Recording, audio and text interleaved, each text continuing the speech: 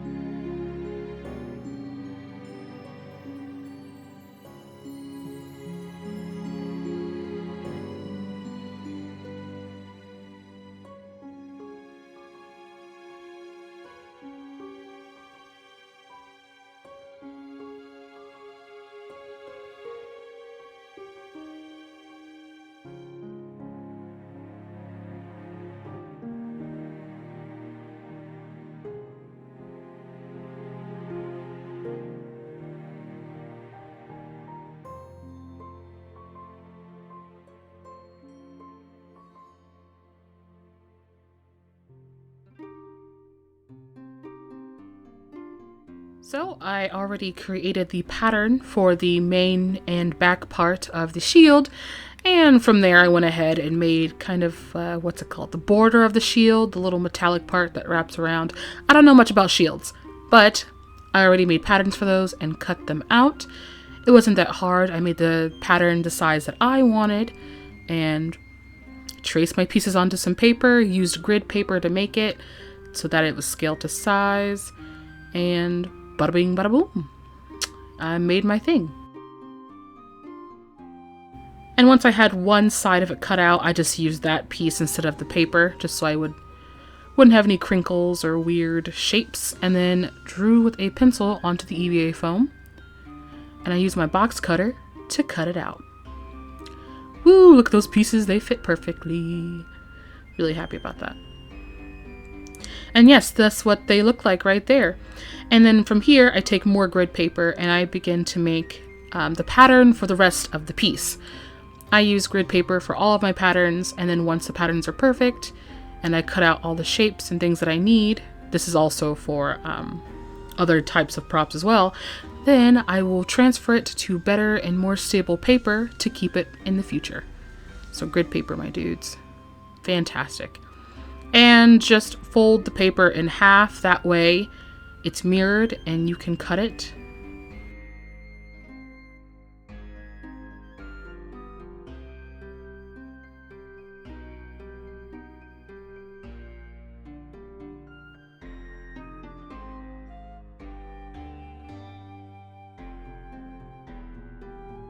Boom!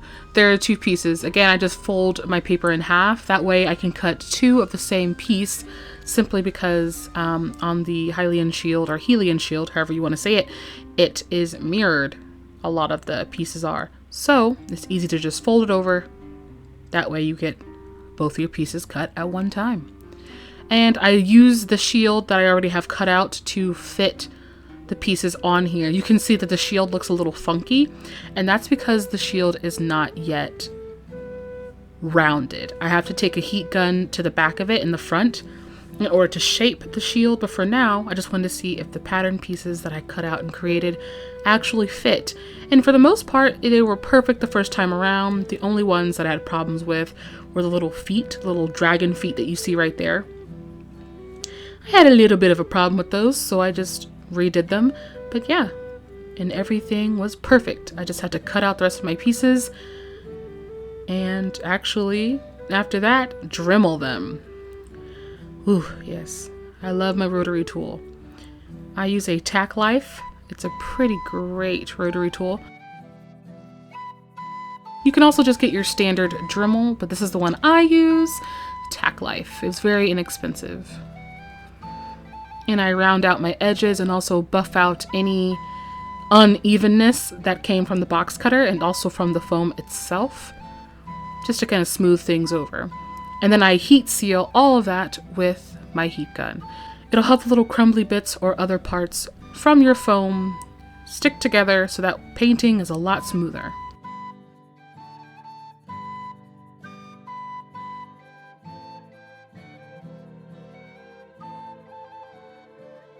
And of course, after this, you definitely want to go ahead and prime your pieces, but make sure you heat seal and shape your pieces with the heat gun first.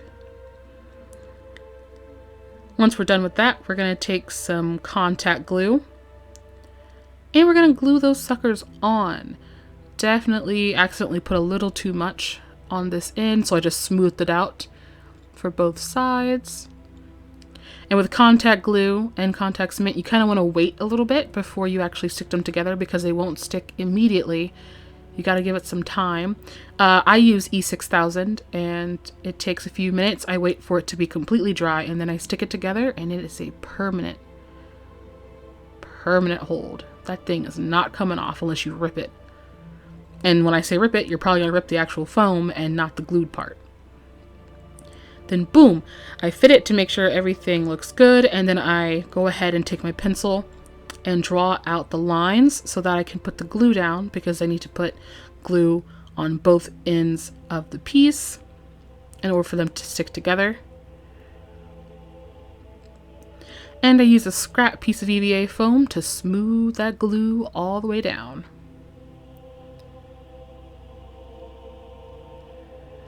Make sure you're doing this in a well-ventilated area, and also make sure that you have a ventilator, a mask. You need to protect yourself because this stuff is toxic. Once I did that, I glued the rest of the pieces on and then took some quick seal to fill in any cracks that I had. Just take that and a little bit of water, smooth it on your shield, and boom, you got some sealed cracks. Wait 24 hours for it to dry. Then I went ahead and dremeled out some more little details. You can see those right there on the ends of my shield. And then I filled those holes with a little bit of hot glue, actually. It's just so that it'd be smooth on the inside when I painted it. Looking good. Oh yeah. I also took some hot glue to make some extra little details. Hot glue is amazing, my friends. You definitely want a hot glue gun, just saying. Then we're gonna prime and also put on some base coats of paint. This gray will not be seen throughout the rest of the shield. It's just there as a base. But man, is this paint fan-flippin-tastic though.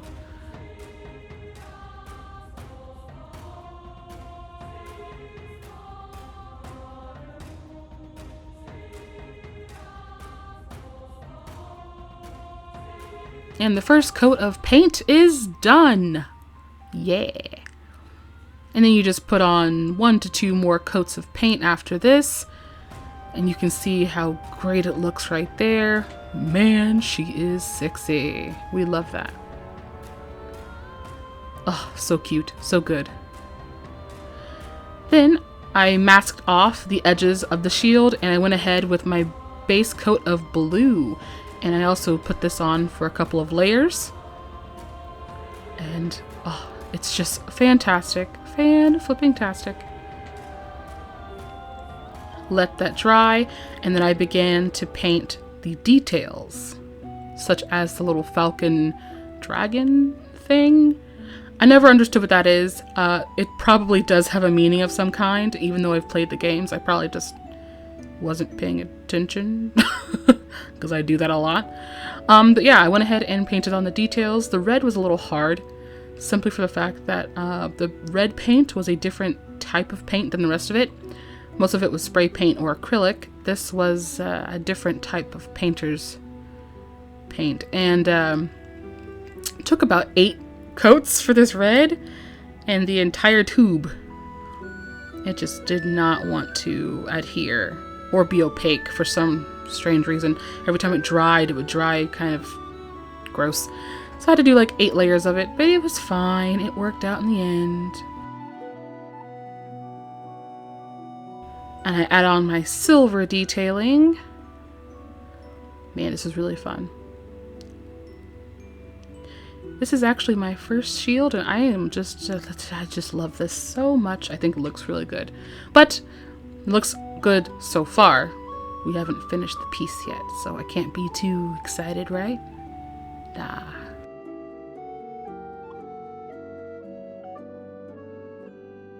I stopped right there for a second because I was looking at the red paint and I was like, oh, this is bad. Oh, this red paint is so bad. But then I just kept painting on the silver and was like, okay, red paint problem is a problem for future me.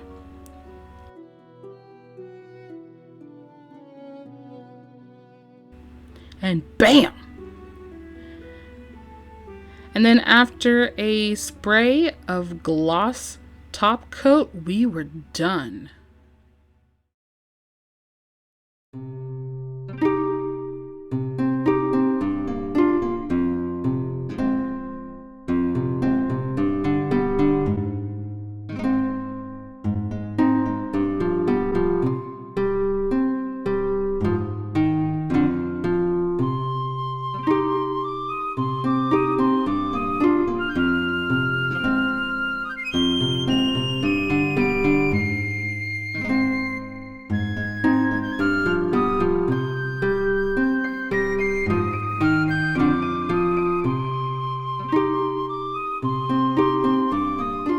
First things first, I would like to thank my patrons.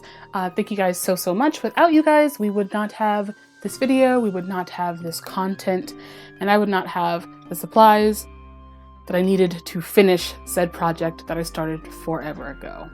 So thank you so much to my patrons, and also thank you to my Ko-fi donators.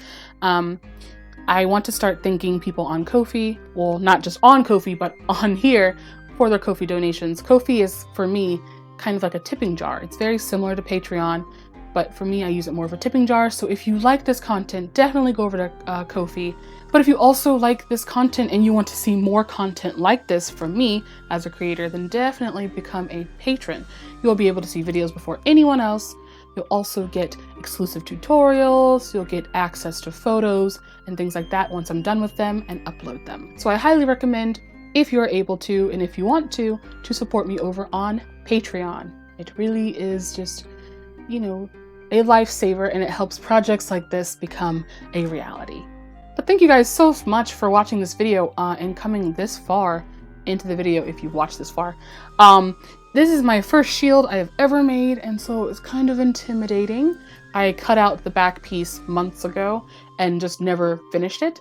I also didn't have the supplies to finish it until recently, just because other things, but it only took me about 5 days to actually do the shield and create the shield and cut out all of the pieces. So that's pretty flippin' good, I would say. And of course there are some imperfections, but that's kind of to be expected from my first time ever making something like this. And with these things, I do also make my patterns myself. If you are interested, again, I'm going to bring up Patreon. If my patrons are interested, I can start transferring over patterns to Patreon, but that will be something I make in the future, just because I'm not quite sure how to transfer my patterns, but I will try. Okay, yeah, so if you like this video, go ahead and like this video and comment and subscribe. Oh, if you have any ideas on props that you want to see me make in the future, anything cool, maybe a book, which is something I really want to make, or any other little things, any other weapons or nerdy things, go ahead and comment them down below and I will definitely consider it, because, you know, I like making things with my hands. It's really fun. Or if you want any other tips and tricks that you think would be video worthy, go ahead and comment them below. I want to give you information and share my brain and my processes with all of you. And so it's a lot easier when you tell me what you want to know, because then I can provide it for you. All right, I will talk to you guys in the next video, which I'm gonna go film right now, and I'll talk to you later. Bye.